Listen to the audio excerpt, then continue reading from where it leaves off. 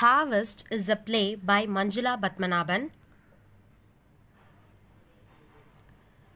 So today I am going to present two topics from this play. They are the author introduction and the book introduction. So now let's see about the author. Manjula Padmanabhan, she was born in Delhi in 1953. She is an Indian playwright, journalist, comic strip artist and children's book writer. So apart from writing in newspaper columns, she also created comic strips. So in the Pioneer newspaper, she was a cartoonist and she won the Greek Onassis Award for her play Harvest, which we are going to deal with in this presentation. So her important writings are Harvest, Lights Out, Artist's Model. These three are her important works. So she has also written a collection of short stories named Kleptomania. So Suki, this is a comic character created by Manjula Padmanabhan for a comic series in the Sunday Observer. So this is all about the author. Now let's see about the book introduction. So Harvest, this is a futuristic play by Manjula Padmanabhan published in 1997 by Kali for women. So the central theme of this play is organ selling in India. So apart from the central theme of organ selling, there is also few other themes. The subcontext of this play is that how men treat women as just a possession of men. That is, men are treating women as just some objects. Though women harvest future generation from their bodies, still men are refusing to give them their autonomy, their own independence for their own lives. So this play also touches the theme of colonialism. So this play is propelled in a feministic view also. So this play has won the Greek Onassis Award in 1997, termed as the best international play. So the movie titled Deham, directed by Govind Nihalani, this was directed based on this play Harvest. So let's see the main characters in the play. Om Prakash, the protagonist, Jaya, his wife, Ma, Om's mother, Jeetu, Om's brother, and Ginny, she is the rich recipient. So this play takes place in futuristic Bombay in 2010. That is, the setting of the play is in a modern Bombay. Now let's move on to the summary of the play. The play is divided into 3 acts and it is set in a tensed apartment of a poor family consisting of Om, the protagonist, who has lost his job as a clerk and the breadwinner of the family. Then his wife Jaya, his mother who is referred as Ma, and Jeetu, Om's younger brother. Act 1 consists of 3 scenes. The first scene reveals how Om, in order to survive, decided to sell his organs. The facilitator is a US-based transnational corporation called Interplanta Services. The scene also presents the hostility between Jaya and Ma. Here, Jaya knew about this pathetic decision made by Om while Ma is not aware about it. Guards from the corporation arrives and dispose everything from their home and replace it with luxurious items. And they give a package of food the whole family is supposed to eat and a pamphlet of instructions on how to live cautiously so that the donor Om will be safe and healthy. We can see that as Om desperately needs the money, he reveals Jaya as his sister and Jeetu, his brother, as Jaya's husband. The second scene in Act 1 begins with how Ma is made clear about what's going to happen, that her son is agreed upon to donate his organs to someone abroad. In this scene, the family for the first time meets Ginny, who is a receiver of Om's organs through the contact module, a device installed by the guards.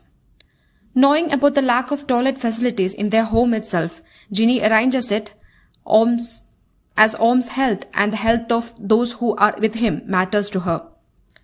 The third scene in Act 1 reveals the illicit affair Jaya maintains with Jitu, her husband's brother, and a male prostitute.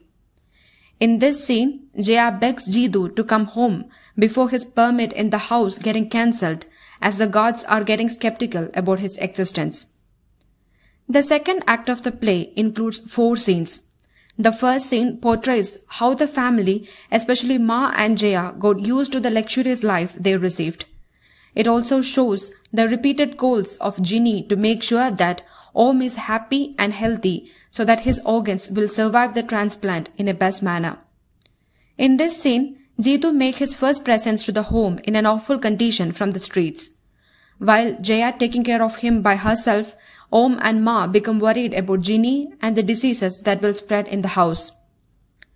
In the second scene in Act 2, Jitu is slowly getting back his health, and while the rest of the family panicking on Ginny becoming aware of Jitu's presence, a repeated knock is heard, and after a long fearful exchanges, Jaya opens the door for some agents who need a sign from Ma regarding her order. In the third scene, Jitu explicitly reveals the affair he and Jaya had. On the same time, Jitu explaining the horrible situations he had gone through, the gods from Interplaneta Services arrives in search of the donor, and in mistake they took Jitu despite the resistance Jaya made to prove that he is the wrong one. Here the gods disclose the fact that substitutes for the organs will be given and his return will completely depend on his own speed of recovery.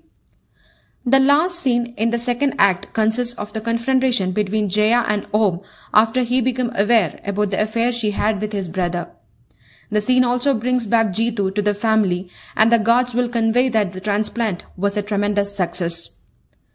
The third act of this play includes 2 scenes in which the first scene reintroduces Jitu, who had to donate his eyes, and it was replaced by some artificial goggles. Even though after this terrible conditions Jitu had to pass through, when he came across Ginny, he got attracted and agreed to donate more organs for her. Om miserably tries to get back his position as the donor but fails in it, and the gods again took Jitu. On the other hand, Ma receives what she ordered, a video couch with food and every facilities, in which Ma shut herself out for. In the last scene of the play, Jaya realizes that Ginny was only a computer-generated program. It was actually Virgil, hungry of youth, received Jitu's organs. He, craving for a female, tries to seduce Jaya to donate her body too. But she dislikes the idea of conceiving for a computer image and decides to enjoy her own life. Here the play ends. Move on to the character sketch of the play Harvest. Om Prakash. He is one of the major characters in the play. He is a 20-year-old former clerk, and he was the eldest son in his family and also a sole breadwinner. He was jobless, and in order to run his family, he signed a contract to sell his organs in Interplaneta Services for a wealthy woman in First World. In return, Om Prakash was nurtured like a goat for impending slaughter. He had a loveless life with his wife Jaya, and he lived an important life as he was initially governed by his own mother and later on by Ginny, the receiver of his organs.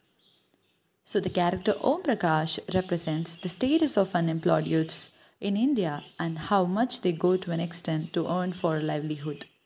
Jaya, she is the central figure of the play, and she is the wife of Om, and she was childless. In times of sexual urges, she satisfies it by herself. She was called a sister by her husband Om because the contract requires a precondition of unmarried status. Throughout the play, she was verbally abused by her typical mother-in-law, and she tolerated all her tantrums. As she had a loveless life with her husband, she developed an extramarital affair with her brother-in-law Jitu.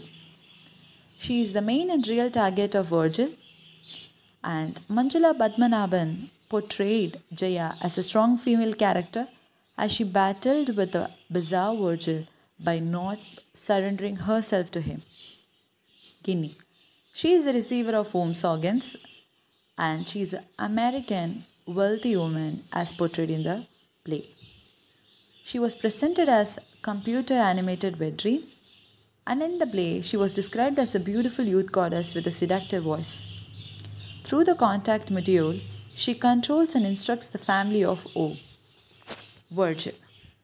He is the real receiver of Om's organs, and through the character of Ginny, he cheats the family members of O.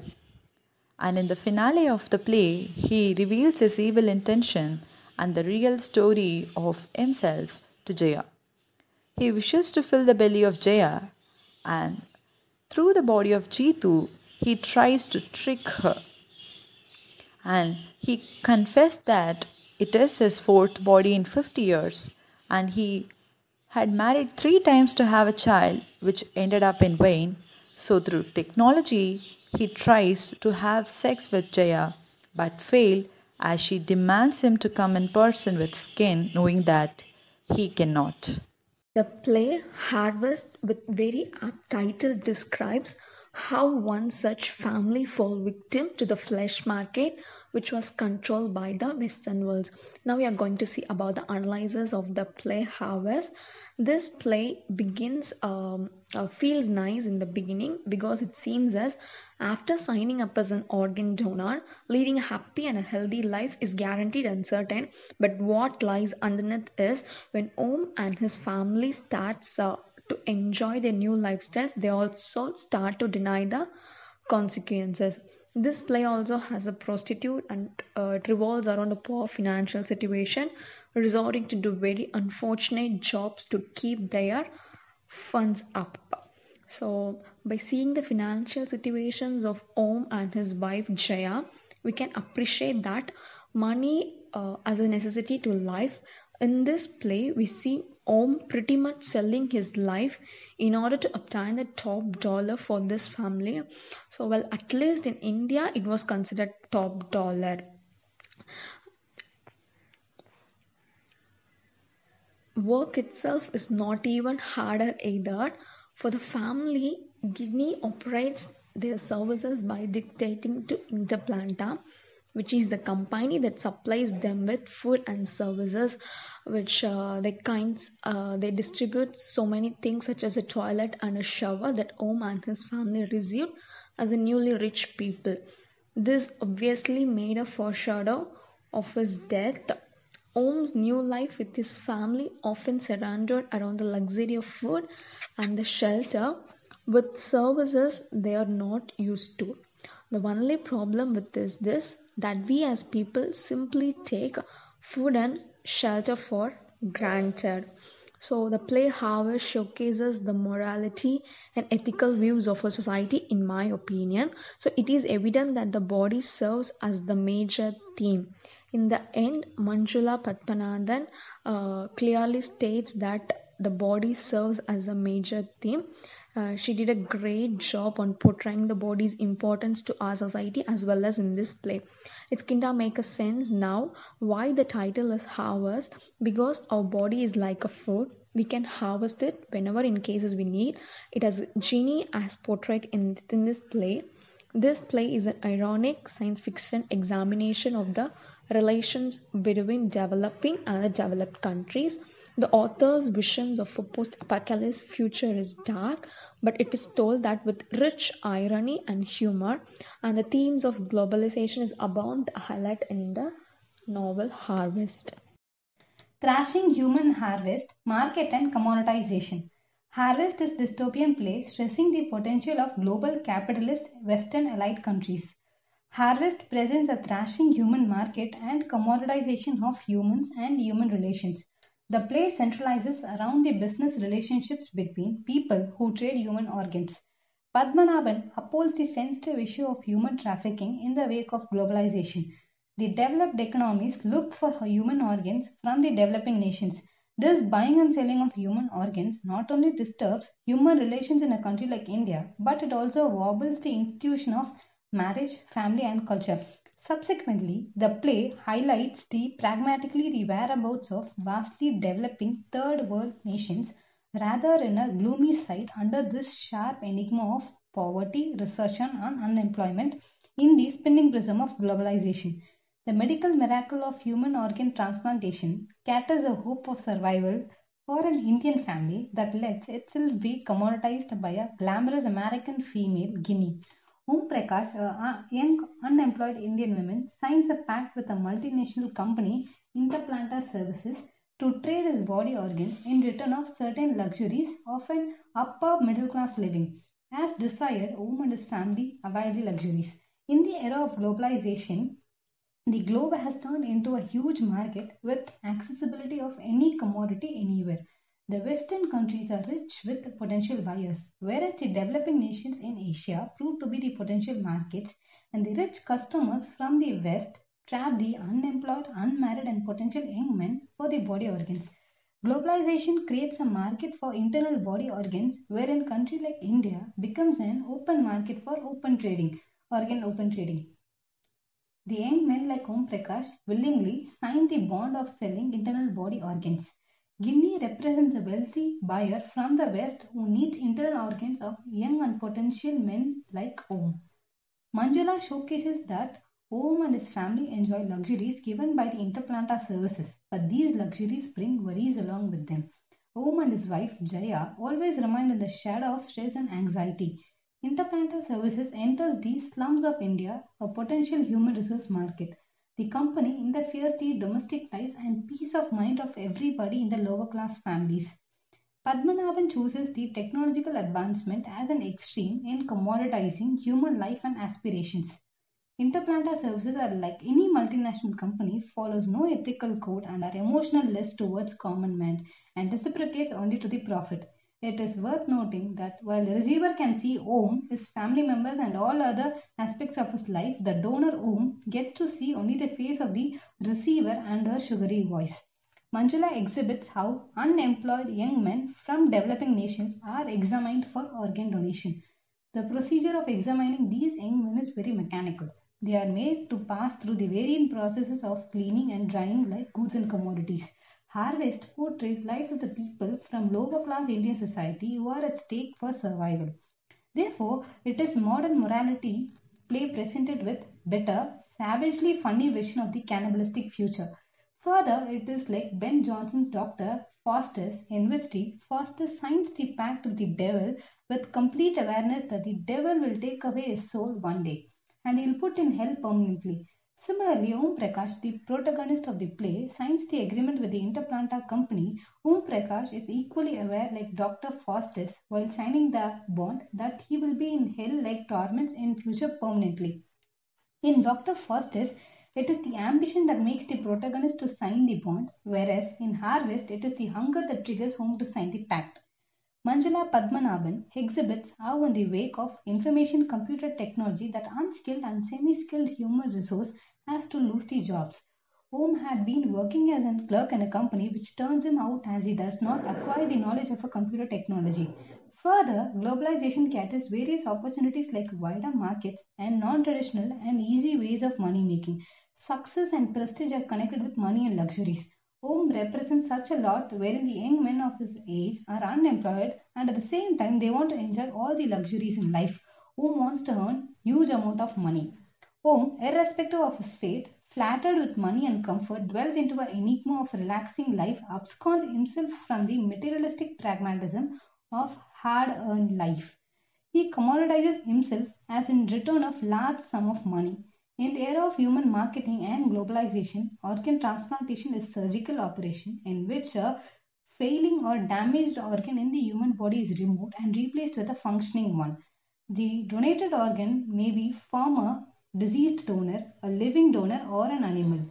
People from developed countries are rich but deceased who need body organs of the young and potential men from the developing nations like India. Guinea is a rich person who needs body organ from young and unmarried like Om Prakash. Harvest is an ironic examination of relations between developing and developed countries. Comparing the text, Things Fall Apart and Harvest regarding colonialism. Things Fall Apart is a debate novel by Nigerian author Chinua Achebe, first published in 1958.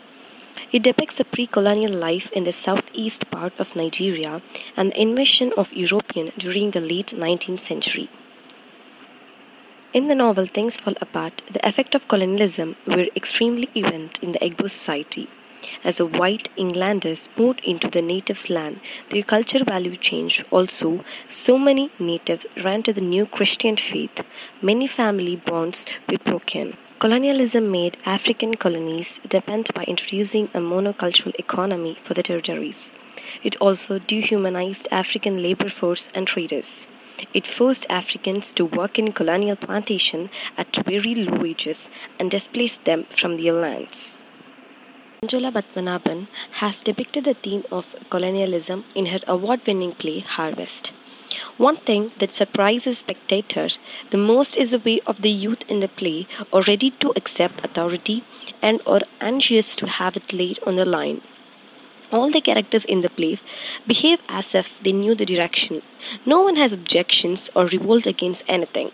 They are too nice to rebel against. Nothing provokes them into hostility. Oxford English Dictionary makes clear the word colonialism have fairly decently acquired meaning of alleged policy of exploitation of backward or weak peoples by a large power. The boundaries of colonialism, like those of many literary eras, are difficult to draw. Colonialism is primarily a feature of British literature, given that the British dominated the imperial age. Even colonial writers of other nationality often wrote in English or from an English setting. The literature of colonialism is characterized by the strong sense of ambiguity, uncertainty about the morality of imperialism, about the nature of humanity, and about the continuing viability of European civilization. Perhaps the essential colonial critic is Joseph Conrad's Heart of Darkness, though E.M. Forster's A Passage to India similarly explores the paradoxes of colonialism. Padmanabhan shows the irony of situation that the Indian are not able to decolonize themselves even after some 50 years of colonizer exist from India. I'm going to talk about one of the themes of harvest, progress and disposition. Over the course of the novel, the village's agrarian lifestyle quickly succumbs to the machination of its new landlord Edmund Jordan, who decides to convert land to more profitable sheep farming. Jordan enacts the policies of enclosure, which was whispered in England in the 16th and 18th century and involved landowners converting common lands into economic enterprises that produced a single item, in this case wool. Jordan describes enclosure as a movement towards progress and prosperity, and in fact, the enclosure movement did strengthen England's economy and move it closer to industrial development. However, by illustrating the harmony of agrarian life and focusing on the plight of villagers who were quickly ejected from the land they have farmed for centuries, the novel makes clear that Jordan's narrative of progress doesn't apply to these villages at all. Rather, Jordan establishes a sheep farm from which only he will profit by dispossessing the villages of their land and reducing them to an itinerant and unstable lifestyle. By contrasting the theoretical narrative of progress with the actual narrative of disposition, the novel displays an intense skepticism towards the social and economic motivation of the elite class who claims to be acting on behalf of the entire society but actually enrich themselves at the expense of the poor. The village's lifestyle is primitive and sometimes harsh, but it's also remarkably egalitarian and secure prior to Jordan's arrival. It's not easy to live in the village, though Walter remarks casually that there's only been one appalling death from sweating fit. This here is offhand attitude, showing how accustomed the villagers are to calamity and death. The villagers are also uneducated, and England's quasi-feudal landowning policies prevent them from owning their farms. Still, because they work all the land in common, the village has a remarkable atmosphere of equality and cohesion. There are no distinction in rank among the villagers. While everyone is subservient to Master Kent, his ability to abuse his power over them is limited by the fact that he relies on their labor for his sustenance and livelihood. Walter points out the Master Kent would be the poorest man if all he had to work his property were his own two hands. The agrarian system, which puts a premium on farm labor, allows the labor to be possessive of this ground and provides them common rights despite their lack of monuments. Rather than worshipping and aspiring to the wealth, the villagers seems to disdain it. They quietly scorn Master Kent's soft hands and the ignorance of hard work they signify, and the villagers are proud that they don't require the soft beds and other luxuries the manor house contains. While the villagers have very few legal rights, the agrarian system provides them with a sense of security and makes them feel a certain ownership of the land. Edmund Jordan and even to some extent Master Kent phrase enclosure as a move that will benefit everyone. However, Jordan's actions show that it actually serves to enrich the elite while robbing the poor of their few securities. Enclosure comes clogged in flowery and optimistic language. Master Kent calls it an organization to all of our advantages, while Jordan refers loftily to progress, prosperity, and enterprise. The impressive but ultimately empty language heightens the contrast between enclosure and agrarian system it replaces, which is outwardly humble but very substantial based on work and action rather than discussion.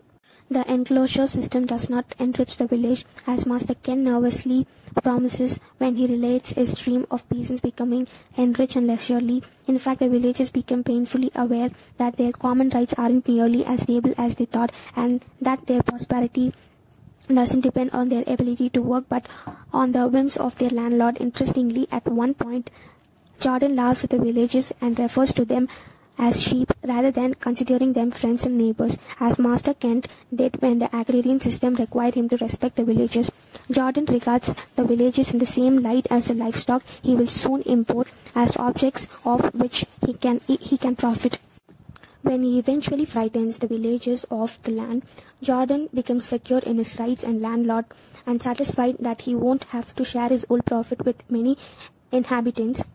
His increasing prosperity contrasts with the tragic image of villagers hurrying away from the land they have farmed for centuries. They are accustomed to being poor, but without common land to farm. They face not only poverty but instability. The novel's outset, the furtive and itinerant Mistress Beldam and her husband and father provides a contrast to the settled and complacent lifestyle in the village. However, by the end, it's clear that most of the villagers will have to take on the Beldam's crumbling lifestyle. The family thus becomes a contrast between increased prosperity of the landowning class of the lords of peasants. Ultimately, Harvest examines of the enclosure movement argues that economic progress often confers its benefit on the elite class while doing nothing to improve the life of the poor, and cautions against blind optimism about such transformative moments. Thank you.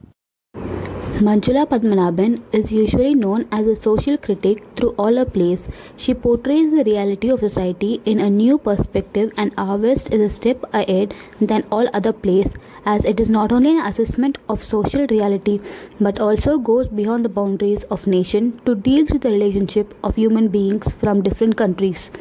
This play depicts the crumbling of societal and familial relationship due to the increasing consumption of consumer products and endless materialistic pursuits of human beings. On the other hand, it also projects the operative of developed countries in the developing countries to propagate the notion of consumerism for mercenary purposes. In Harvest, Padmanabhan shows that the exploitation of the third world population by the first world is still dominant, but in different guises. An organ trade is one among them. The organ markets run by the first world is taking advantage of the poverty-stricken third world people who do not have anything else but to sell their body parts. Harvest demonstrates that this modern trade of selling human body parts can be understood in terms of existing gross material inequalities between the first and the third worlds. Amidst such inequalities and abuse of power by the rich and powerful West, there are sections of people like Jaya who despite being poor do not succumb to this lure of money and wants to hold to their dignity. The play ends with a question mark. How far is this exploitation by the rich or poor acceptable?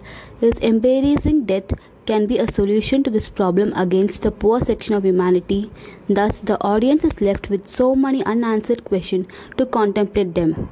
In Harvest, Padmanabhan portrays the picture of dystopian world. A dystopian world is just opposite of what we call a utopian world. A utopian world poses inequality in all spheres of unlike a dystopian world. That world which is not completely dystopian, where the rich section uses the abuses the poor to fulfill their own interest, where the poor people sells their organs for a bargain of few pennies to lead a slightly better life. It is the picture of cannibalistic future that we world countries a social problem that has an overriding presence in India. The play also brings into discussion how poverty can limit the moral option of people and degrade human values and life. Harvest is a well brought out critique of the organ trade and global capitalism that lead to the commoditization of the third world body. Thank you.